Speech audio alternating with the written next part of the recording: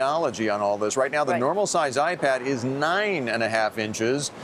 Black Bay's Todd Schoenberger says the mini move would be a big mistake because you are going way off course from where Steve Jobs would have taken this company. He's joining us, and Business Insider's Jay Yarrow is here to applaud the move for the mini iPad. Todd, make your case. Why do you think this would be a bad idea, other than just that it disagrees with Steve Jobs? Well, look, I mean, Steve Jobs, that's the heritage of the organization, Bill. Yeah. You know, they are a category killer with all of their products. They are exceptional. But with this mini iPad, it's almost like they're chasing a market. They used to define the territory as far as competitors go, and everybody else was trying to emulate them and do what they did. Now they're actually going after a smaller market, and with 37% profit margins right now on those iPads, Bill, I know their margins are going to get squeezed in this. It doesn't make a lot of sense. But, you know, the bigger picture here, Jay, I equate this with the Walt Disney Company. You know, it's almost 50 years since Mr. Disney died, and you could argue that his vision is still in place at that company. Is it a bad idea to change the vision that Steve Jobs had in place when he passed away?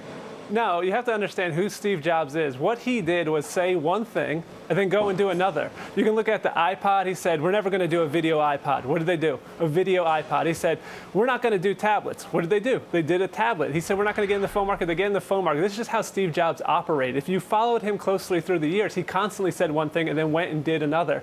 So saying we're not going to do a small iPad doesn't necessarily mean that he actually meant we shouldn't do a small iPad. What about that, Todd? I mean, he does have an interesting point, does he not? Following and wouldn't this also allow Tim Cook to put his own imprint on the company? That's right. Jay has some very valid points there. However, when you look at this, they are creating a product, not to create an exceptional product, but to go after a target market. Look at what Steve Jobs always did in his history, though. He tried to create products that were category killers, that would actually move markets, that would actually create a new market. Now you have Apple and Tim Cook actually saying, look, we might be losing market share because of a smaller 8-inch product. That doesn't make a lot of sense. Look, this is going to squeeze them down the road, guys. And if you look at the Kindle, that's used as a feeder product, obviously, for Amazon. So is Google's Nexus. So when you look going further, you have to wonder, what is the complete logic right now? And this definitely is Tim Cook's fingerprint all over But you cannot ignore the fact that the Kindle is the best-selling item on Amazon, which is saying a lot right now, whether it's making money on it or not. Well, thin margins. But that doesn't. It obviously speaks to the idea that there is a market for a smaller thing. They're not going to abandon the 9.5-inch tablet. They're just adding this to the arsenal here, Todd. I'd just like to jump in here, too, if I could. Tim Cook, what he does better than anyone else out there is figure out how to make money off these products. If it weren't for Tim Cook, the iPad wouldn't cost $500. It's not an accident that Apple has $100 billion in cash. It's because of Tim Cook and understanding sort of supply chain and operations. I don't think he's going to put out a smaller iPad if he doesn't think that they can make a lot of money on it. There's an argument there, Jay. I mean, $100 billion in cash also because Steve Jobs never wanted to pay a dividend to shareholders. But as a shareholder of Apple, I think moving forward, you have to suspect that this will cut into some of those iPad sales where they are enjoying 37% profit margins. Right. So do you want Apple to cut into their own sales, or do you want Amazon and Google to cut into their sales? Apple can cut into sales. Apple can control the supply chain to figure out how to make those margins. I don't believe they are. They are a category killer, guys. Look, you have other companies out there that are trying to compete, emulate, trying to create new products so they can compete with an Apple. Now you have Apple reversing course right now, is actually going after another market that they don't need right now. Doesn't make a lot of sense. If indeed they do this and it doesn't work out, how damaging is it to the Apple brand, where almost every product they launch, you know, is a category killer, is immensely successful, and perhaps through Mr. Cook is able to make an enormous amount of money for the company? I just don't see how it wouldn't work. What exactly wouldn't work? They've defined the tablet market. Nobody's close. The reason there's these other companies, like Google and Amazon, are doing smaller tablets because they can't even compete in this bigger full-size iPad. So they have to go to the smaller market where there's nobody there. How would Apple not be able to succeed by creating a smaller iPad?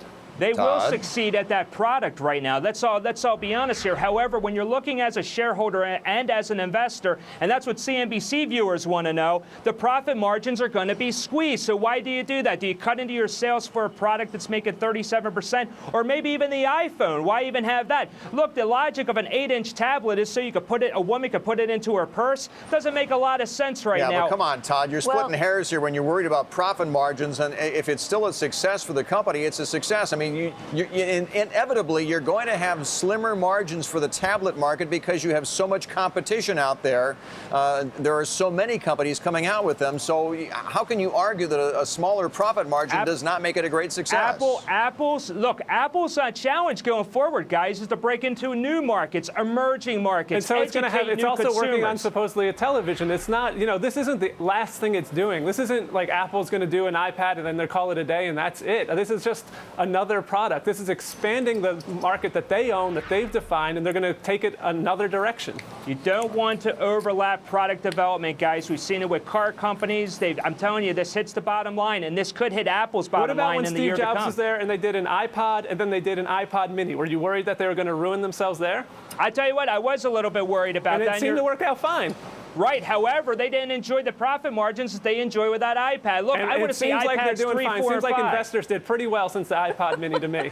Hey, you guys are pretty I'm glad good. we solved that. Thank you both. Some great ideas from both sides of that issue. Thanks for joining us. Good to see you. So President Obama, you may know, is hitting the campaign trail hard in his first bus tour of the year. He's been in Ohio today. It's Pennsylvania tomorrow. 2 key states in the battle to win the political war on the economy. Is now the right time for the president to be doubling down on bashing Mitt Romney's record at Bain Capital and the private equity sector overall, as reports suggest that he's about to do? We have former Pennsylvania Governor Ed Rendell joining us on that issue coming up next. Plus, we've all done it, or certainly know someone who's done it. You go to Best Buy, you check out the electronic gadget, and you end up buying it somewhere else for less. So is Best Buy's plan to make its stores look more like Apple stores really the way to combat that? We'll talk about that